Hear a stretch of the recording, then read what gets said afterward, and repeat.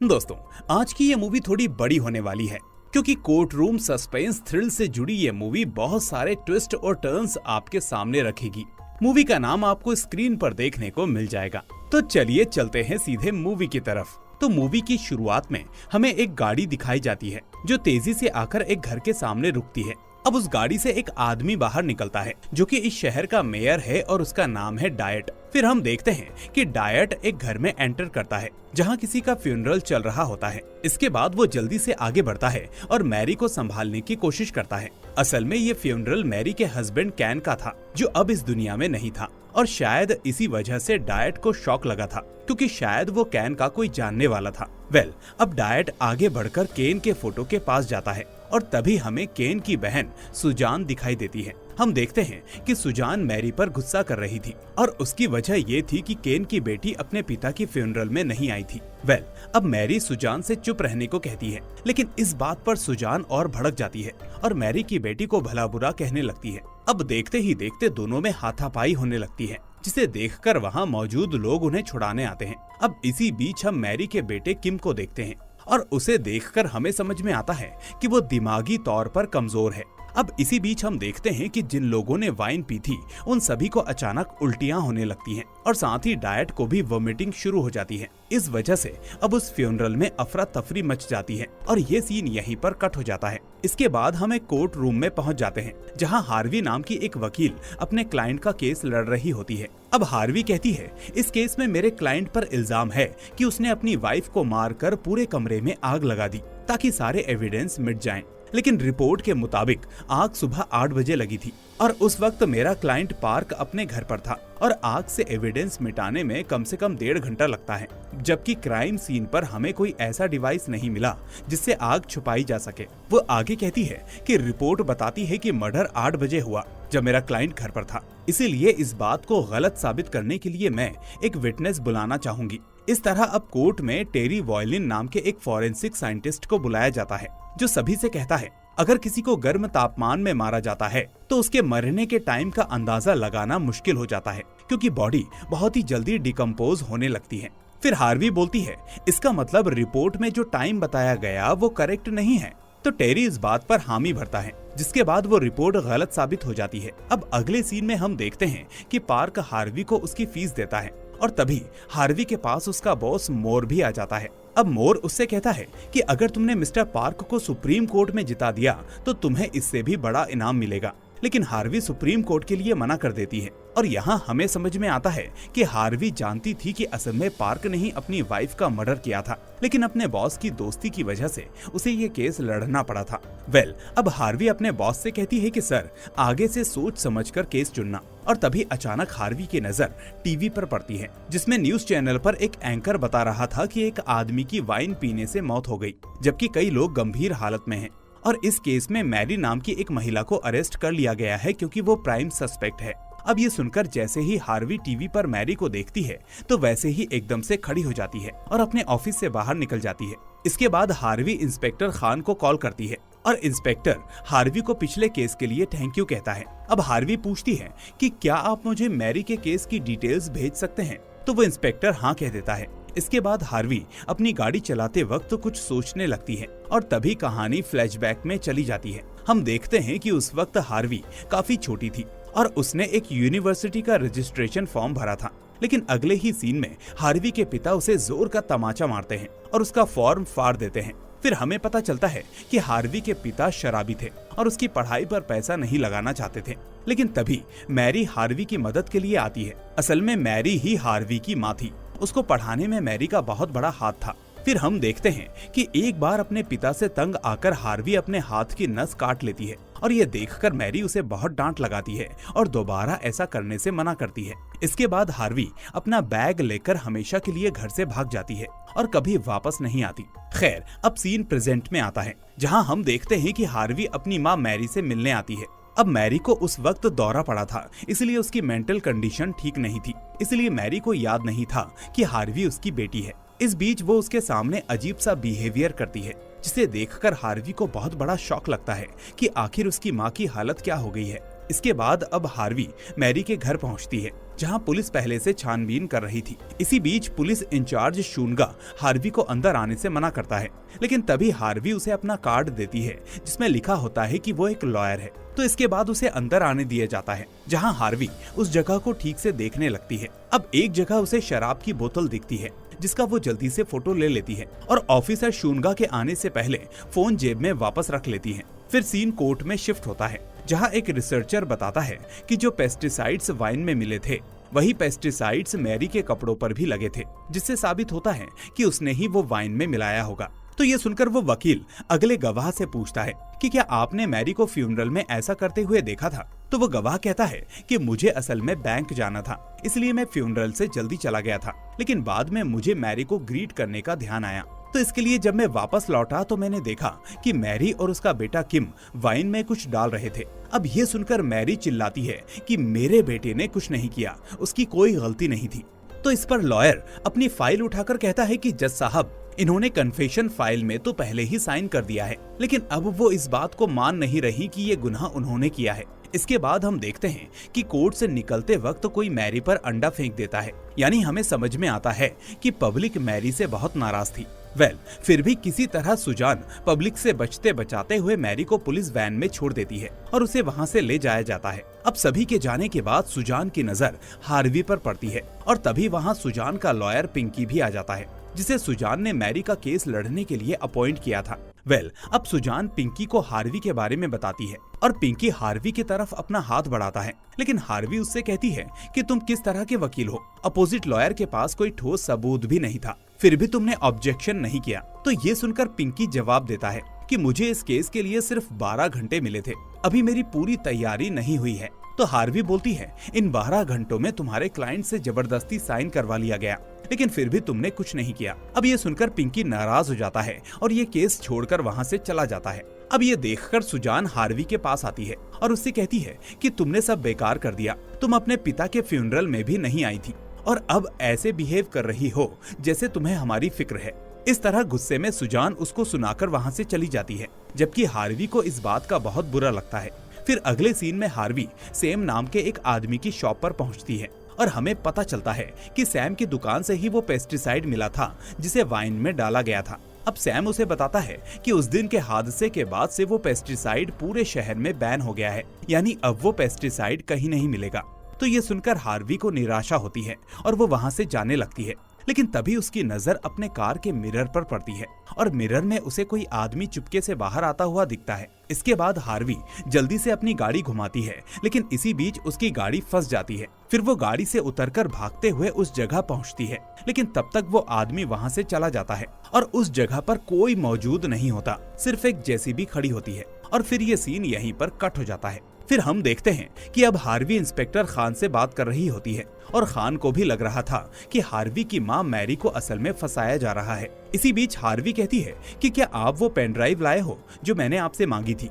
तो इस तरह खान उसे एक पेन ड्राइव देता है, जिसके बाद हार्वी उस पेन ड्राइव में एक वीडियो देखती है। वो देखती है कि उस वीडियो में पुलिस मैरी पर दबाव डाल रही है। इसके बाद हार्वी इस वीडियो को कोर्ट में दिखाती है और कहती है कि इस वीडियो से साफ पता चलता है कि मैरी को टॉर्चर किया गया था ताकि वो कन्फेशन लेटर पर साइन कर दे। साथ ही क्राइम सीन पर हमें कुछ इनकंसिस्टेंसी भी मिली है। इसके बाद वो एक फोटो दिखाते हुए कहती है कि यहाँ कुछ पोर्टल के प्रिंट्स हैं और ये बोतल यहाँ पर रखी हुई थी। तो ये सुनकर ऑफिसर शूनगा बोलता है कि मैंने क्राइम सीन से कोई छेड़छाड़ नहीं की, लेकिन इतने पर भी हार्वी नहीं रुकती। उसका मेन पर्पस था कि मैरी के खिलाफ सबूतों को कमजोर करना। इसलिए अब हार्वी जवाब देती है कि जैसा कि कल मिस्टर सिन ने विटनेस बनकर जवाब दिया था कि वो फ्यूनरल से निकलकर बैंक जा रहे थे, लेकिन अजीब बात यह है कि सिन किसी भी कैमरे में बैंक की तरफ जाते हुए कैप्चर नहीं हुए। इसलिए मेरा मानना है कि मेरे क्लाइंट को फंसाने के लिए उल्टे सीधे सबूत बनाए जा रहे हैं।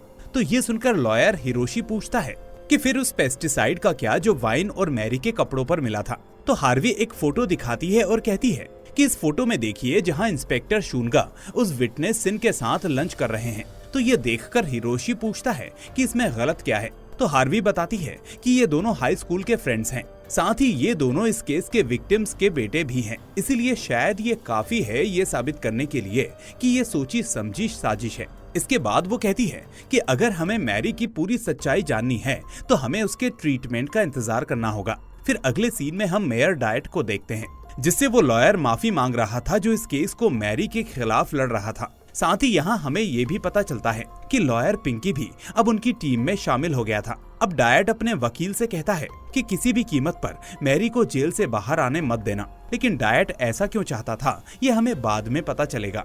खैर, इसके बाद सीन हॉस्पिटल में शिफ्ट होता है जहां मैरी की जांच चल रही थी।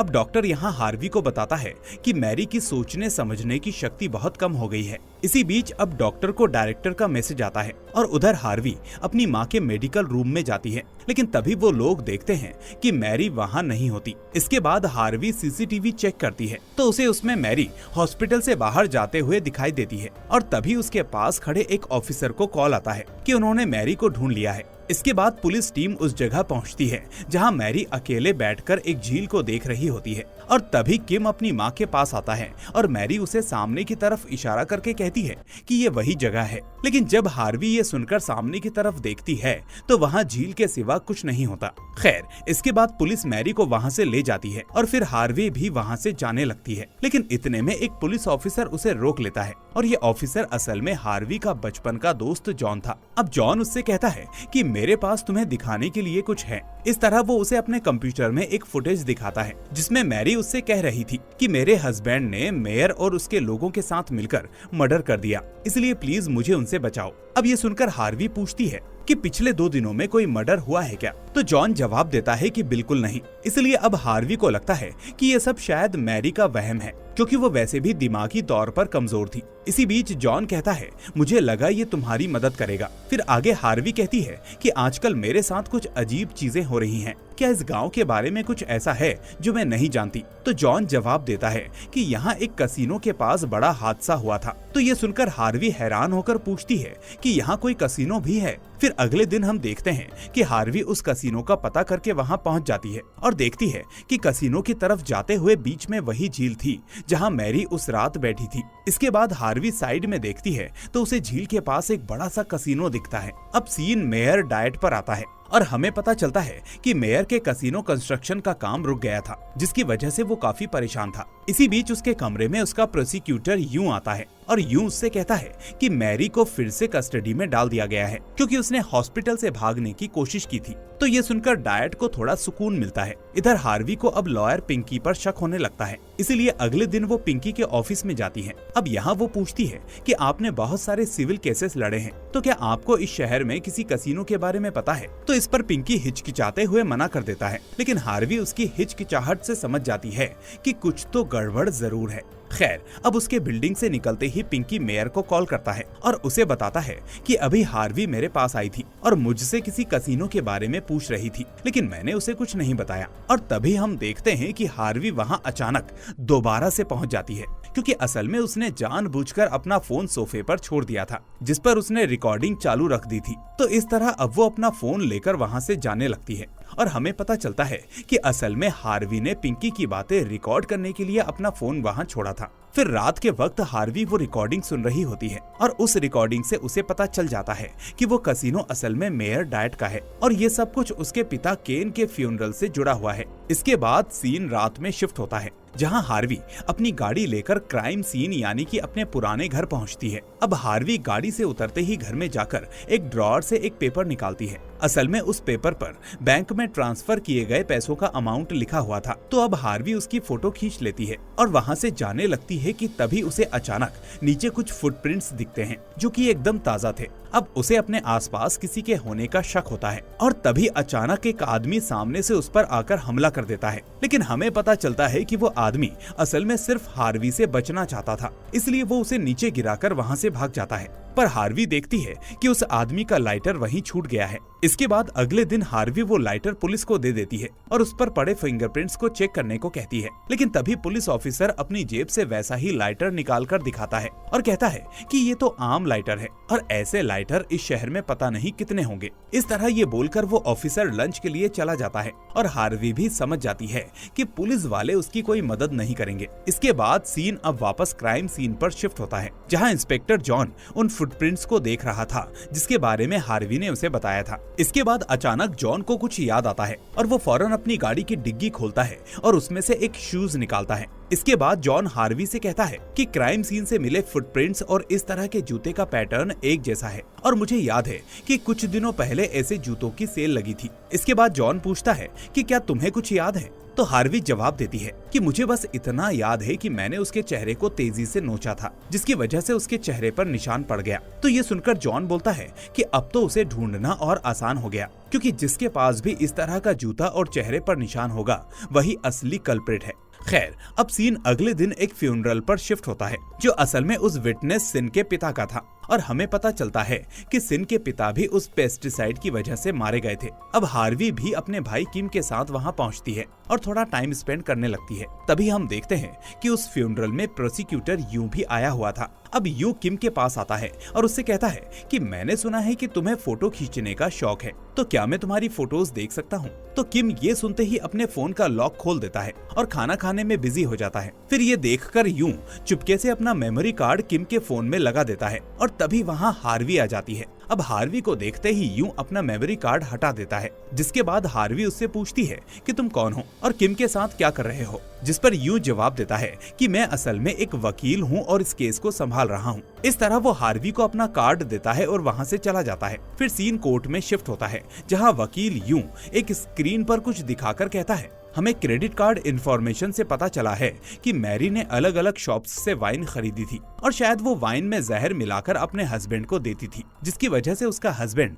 धीरे धीरे मर गया। और इसके बाद मैरी ने इसी राज को राज रखने के लिए अपने हस्बैंड के दोस्तों को भी मारना चाहा। लेकिन तभी हार्वी खड़ी होकर बोलती है कि इस बात का कोई सेंस नहीं बनता, आखिर मेरे क्लाइंट के पास मर्डर करने की वजह क्या थी। तो इसके बाद यूं कुछ फोटोज दिखाता है जिसमें मैरी का हस्बैंड केन बहुत ही कमजोर दिख रहा था। अब यूं कहता है कि ऐसी हालत का आदमी आखिर खुद वाइन कैसे पी सकता है, इससे साफ है कि कोई उसे वाइन पिला रहा था और वो थी मैरी। तो इस पर हार्वी कहती है कि ये सारी फोटोज वेरीफाइड सोर्सेज से नहीं है, जबकि यूं कहता है कि जज साहब जिसने भी ये फोटोज ली हैं उसे मैं यहाँ बुलाना चाहूंगा। और इतने में हार्वी समझ जाती है कि वो किम को बुलाने की बात कर रहा है, इसीलिए वो कहती है कि ऐसा नहीं हो सकता, किम का दिमाग 10 साल के बच्चे जैसा है, इसलिए हम उसका बयान नहीं ले सकते। तो इस पर यूं कहता है कि ऐसा आपसे किसने कहा, पहले भी कई केसेस में इस तरह के विटनेस का बयान लिया गया है और लोगों को सजा दिलवाई गई है। तो इस पर हार्वी अब कुछ नहीं कह पाती, लेकिन तभी कोर्ट का समय खत्म हो जाता है और हार्वी को थोड़ा चैन मिलता है। फिर अगले सीन में हार्वी किम के फोन के वीडियोस देख रही होती है और तभी उसे एक वीडियो में मेयर डाइट थाई दिखता है। अब किम उस वीडियो को देखते हुए कहता है कि मॉम कहती थी कि ये बहुत बुरा आदमी है, तो हार्वी इस चीज को नोटिस कर लेती है। इसके बाद हार्वी किम को विटनेस बॉक्स में क्या बोलना है इसके लिए तैयार करने लगती है। वो किम को बताती है कि अगर तुम कोर्ट में झूठ बोलते पकड़े गए तो तुम्हें पनिशमेंट हो सकती है। फिर हार्वी किम से सवाल करती है, अच्छा मुझे बताओ कि आखिर डैड को अक्सर वाइन कौन देता था? तो किम कहता है कि मुझे तो डैड के कमरे में जाने की परमिशन ही नहीं थी क्योंकि मॉम ने मुझे मना किया था। फिर हार्वी पूछती है कि क्या तुम्हें कुछ और याद है? तो किम एकदम से कहता है कि हाँ, डैड ने मुझे एक बार कहा था कि मैं ऐसा तुम्हारी वजह से हूँ। तो ये सुनकर हार्वी एकदम से चुप हो जाती है और कुछ नहीं कहती। अब सीन यहाँ से फ्लैशबैक में जाता है जहाँ हम देखते हैं कि बचपन में किचन में काम करते वक्त हार्वी अचानक से स्टूल से फिसल गई थी, जिस वजह से उसकी पीठ पर बंधे किम का सर जमीन से टकरा गया था और तब से डॉक्टर का कहना था कि वो अब कभी भी सही नहीं हो सकता। फिर इस बात से गुस्सा होकर हार्वी के पिता हार्वी को बहुत पीटते हैं,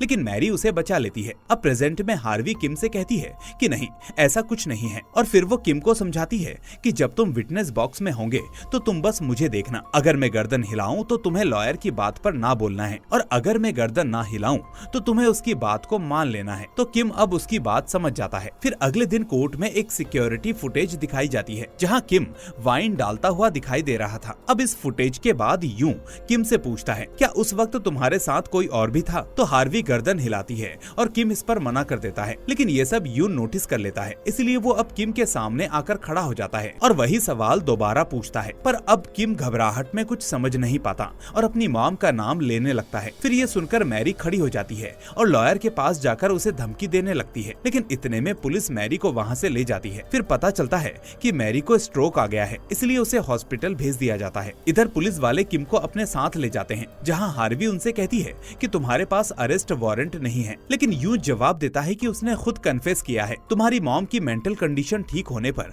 हम उसे भी अरेस्ट कर लेंगे। फिर हार्वी बोलती है कि बस देखते जाओ, मैं उसे बेगुनाह साबित करके दिखाऊंगी। अब रात के वक्त हार्वी उस कसीनो के बारे में सोच रही होती है और तभी उसे कसीनो के साथ मेयर की एक तस्वीर मिलती है और उस तस्वीर से साफ था कि मेयर कसीनो से जुड़ा हुआ है। इसके बाद उसे एक और इमेज में मेयर के साथ उसका पुराना लॉयर पिंकी और विपक्षी लॉयर यूं भी दिखते हैं और ये देखकर हार्वी समझ जाती है कि ये लोग आपस में मिले हुए हैं। फिर सीन मैरी पर शिफ्ट होता है, जिसे यूं अपनी बातों से बहका रहा था और कह रहा था कि अगर तुम इल्जाम अपने सर पर ले लोगी तो हम किम को छोड़ देंगे। इस तरह अब मैरी वो गुनाह कबूल कर लेती है, जिसके बाद यूं कहता है कि आपको कोर्ट में बस यही स्टेटमेंट देनी है। खैर तभी वहाँ हार्वी आ जाती है और अब मैरी हार्वी के सामने भी वही बोल रही थी जो यू ने उसे सिखाया था, लेकिन हार्वी अपनी मॉम से कहती है कि अगर आपने ये बयान दिया तो ये केस खराब हो जाएगा। तो इस पर मैरी कहती है लेकिन इससे मेरा बेटा तो जेल से छूट जाएगा। तो हार्वी कहती है कि आप सिर्फ उसके बारे में सोच रही हैं, जबकि आपको तो मैं याद भी नहीं। और ये कहकर हार्वी वहाँ से चली जाती है, लेकिन उसके जाते ही मैरी को याद आता है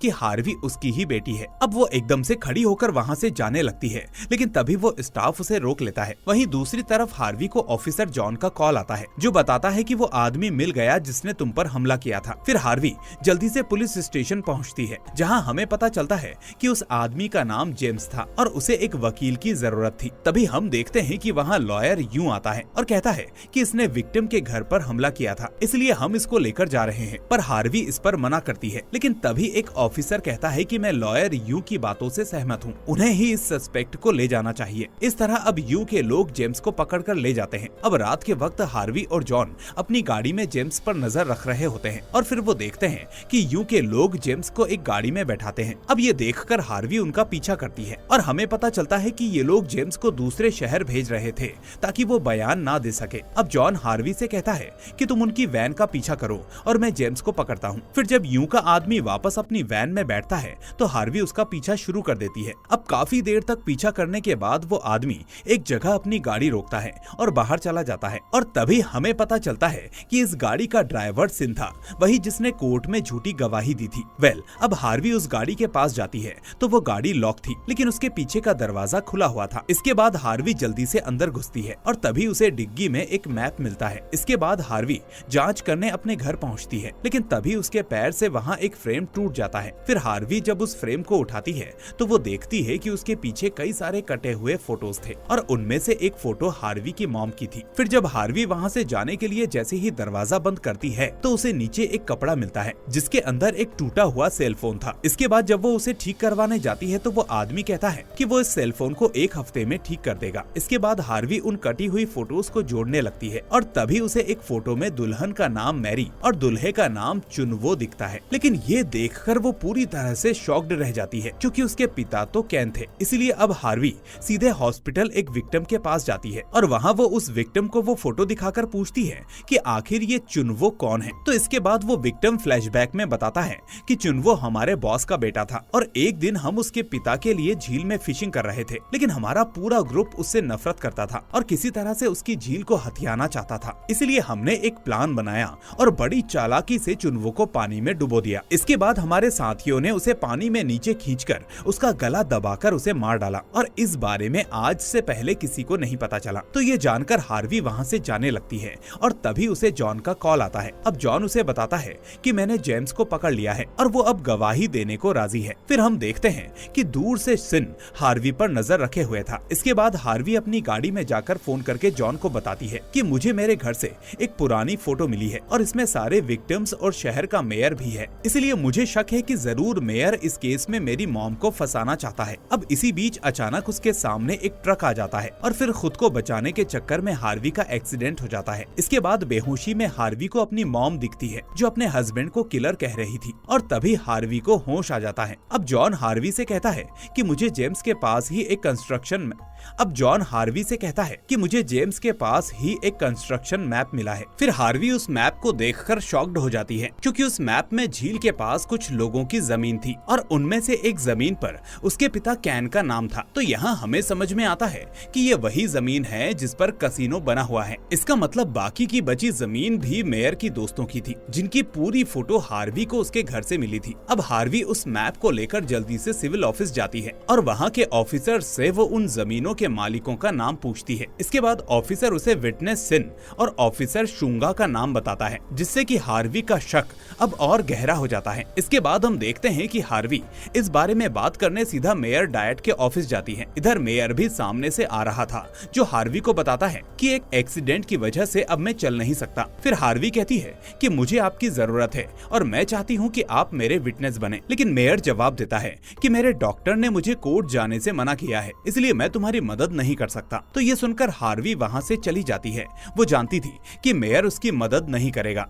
अब उसके बाहर आते ही जॉन हार्वी को बताता है कि सीसीटीवी से हमें पता चला है कि जो ट्रक तुमसे टकराया था वो ट्रक सिन की कंपनी का है। जिस पर हार्वी बोलती है कि मैं ये जानती थी। इसके बाद सीन कोर्ट पर शिफ्ट होता है, जहां आज का विटनेस सैम था। वही सैम जिसकी दुकान से ही वो पॉइजन मिला था, जिससे कई विक्टिम्स की मौत हुई थी। खैर, अब सैम कोर्ट में बताता है, मैं कैन के साथ काम करता था और चुनवो को मारने के बाद वो झील वाला एरिया उनका हो गया था, जिसके बाद मैरी ने उनसे शादी कर ली थी। मैं केन के साथ काम करता था और चुनवो के मरने के बाद वो झील वाला एरिया उनका हो गया था, जिसके बाद मैरी ने उनसे शादी कर ली थी। तो इस पर हार्वी पूछती है कि अगर ऐसी ही बात थी तो फिर बाद में मिस्टर केन इतने गरीब कैसे हो गए। तो सैम कहता है कि बाद में उन्होंने मेयर साहब से एक लोन ले लिया था। और इस तरह सैम केन की स्टोरी बताता है, जहां हम पास्ट में देखते हैं कि केन का काम बिल्कुल सही चल रहा था। लेकिन इसी बीच एक दिन एक कॉन्ट्रैक्टर ने केन को बताया कि मुझे पता चला है कि पास के ही गांव की जमीन में ढेर सारा सोना है। अब केन को इस बात पर विश्वास हो जाता है, लेकिन असल में ये अफवाह मेयर ने फैलाई थी और इस चाल में मेयर के साथ कई लोग शामिल थे